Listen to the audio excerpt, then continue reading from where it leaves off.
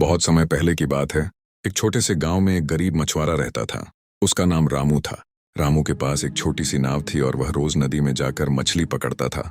उसकी जिंदगी बहुत कठिन थी, क्योंकि मछली कम मिलती थी और वह और उसकी बूढ़ी माँ मुश्किल से गुजारा करते थे। एक दिन सुबह सुबह, जब सूरज की पहली किरणें नदी पर पड़ रही थीं, रामू अपनी नाव लेकर नदी में चला गया। उसने अपनी जाल डाल दी और धैर्य से इंतजार करने लगा। कुछ देर बाद जब उसने जाल उठाया तो उसमें एक बड़ी और चमकीली मछली फंसी हुई थी।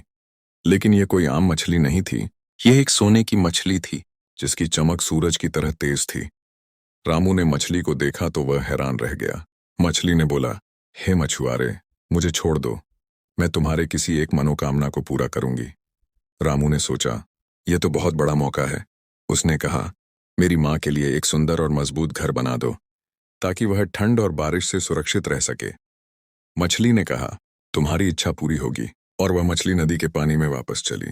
कहीं जब रामू घर लौटा तो उसने देखा कि उनकी छोटी झोपड़ी एक सुंदर और मजबूत घर में बदल चुकी थी। उसकी माँ बहुत खुश हुई और रामू भी खुश था।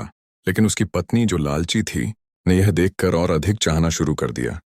पत्नी ने रामू से कहा, तुम मछली से कहो कि हमें एक बड़ा महल दे दे, ताकि हम राजा रानी की तरह रह सकें।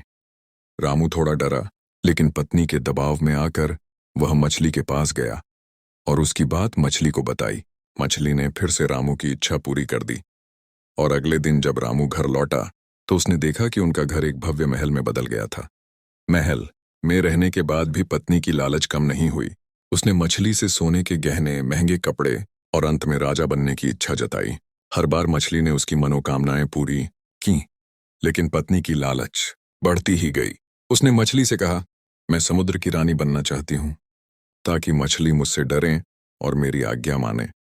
जब रामू ने मछली से यह बात कही तो मछली बहुत नाराज हुई। उसने कहा, तुम्हारी लालच की कोई सीमा नहीं है, यह आखिरी इच्छा है। अगले ही पल मछली ने अपनी जादुई शक्ति से सब कुछ पहले जैसा कर दिया। रामू और उसकी पत्नी फिर से अपनी पुरानी झोपड़ी में लौट आए और उनके पास न महल था, न गहने, न सोना। रामू और उसकी पत्नी को अपनी लालच का बहुत पछतावा हुआ। उन्होंने समझा कि संतोष ही सबसे बड़ी दौलत है। कहानी की सीख। यह कहानी हमें सिखाती है कि जीवन में संतोष बहुत जरूरी है। अगर हम अपनी जरूरतों से ज्यादा लालची हो चाहें तो वह हमें दुखी कर सकता है। हमें हमेशा अपने पास जो कुछ है उससे खुश रहना चाहिए।